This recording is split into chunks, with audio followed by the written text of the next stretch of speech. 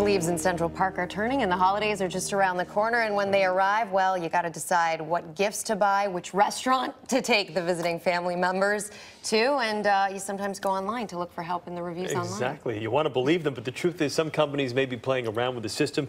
Here to tell us how they do it, what to do about it is personal finance expert and CBS News contributor Regina Lewis. Regina, good to see you. Thanks, guys. So we've all seen these, and we kind of previewed it right before the commercial. You see the 3 stars, the 4 stars, thumbs up, thumbs down, but you see an influx of fake reviews as well.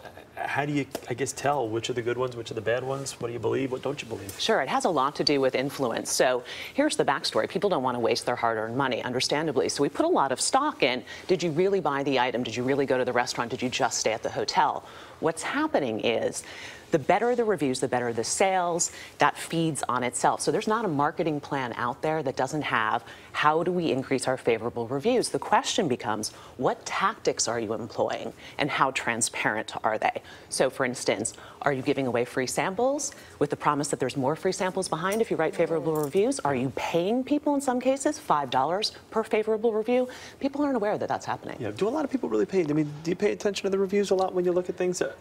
I do. Yeah, I do actually. I do a lot of online research before I go to restaurants especially, and I'm always looking at the reviews, but sometimes you can kind of see something that's a trend, and I always feel like if you see a trend and a lot of people saying exactly the same thing, then maybe that's not the one you trust. It's a great point, and the major review sites have automated tools where they're actually scanning for that, Rebecca. So they'll look for an influx of reviews coming from the same computer. They'll look for an inordinate amount of 4-star ratings, as you said, Chris, coming in at a rapid pace. So they do scan for that.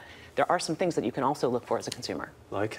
Well, for instance, we have a great sample. So, for instance, something that's really over the top that has language, and we're going to call this out. You know, it was the most unbelievable thing ever! Exclamation point. So the exclamation point is a bit of a giveaway there. It was the absolute worst. Way too long. So really over-the-top language is a red flag. Direct mentions, also a red flag. And this one's interesting. So here, they're naming the store, Electronic Warehouse. You wouldn't really do that, because keep in mind, when you're writing the review, the store is going to be right above it. There's probably a picture. You wouldn't name the product and the model. The reason that seems deliberate is you're trying to game the search engines. If it's a deliberate campaign, you're going to name the product in hope that when people are searching for it, it turns up. So that's why that's a red flag. And then this one's fascinating. Cornell University did a study. The use of first person is actually a little bit defensive. So they reviewed fake reviews and the real deal. People that wrote the fake reviews tended to say things like, my parents, I, my husband and I, almost as if they're trying to overcompensate. Really, really, this is real.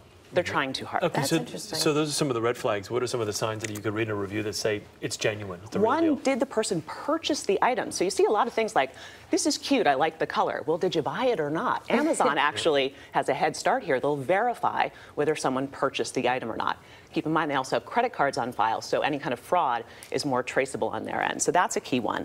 Is it balanced? Most people will have some caveat. Take hotels, for example. People say it was great, we loved the view, the food was great, but the bathrooms were a little small, or the construction next door was a little loud. There's usually one caveat. And then the last thing is it sourced? You should be able to click on the name of the reviewer and see if they wrote other reviews.